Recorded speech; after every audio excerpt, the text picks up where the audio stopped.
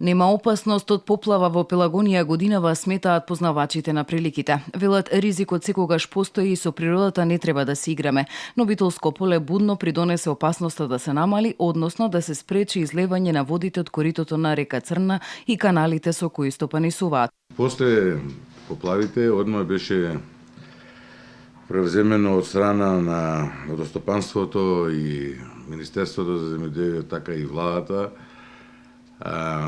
програма да се направи и се направи од наша страна да се санира река Црна во одредени делови кај што беа пробиени насипите и заради тоа и беше случај поплава, значи пробиени насипи.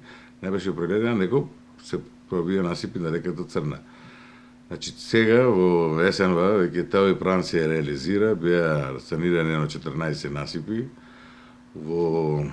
и исто така покрај насипите беа изсечена и изчистена вегетацијата на река Црна. Должината на чистење на Црна е 30 километри, 20 на територија на Битолско, а 10 на Прилепско подрачје. Се надеваа дека опасноста во многу ја намалиле и со чистењето по втор пат во должина од 30 километри на трите канали, Логовардскиот, 10-тиот и 13-тиот канал.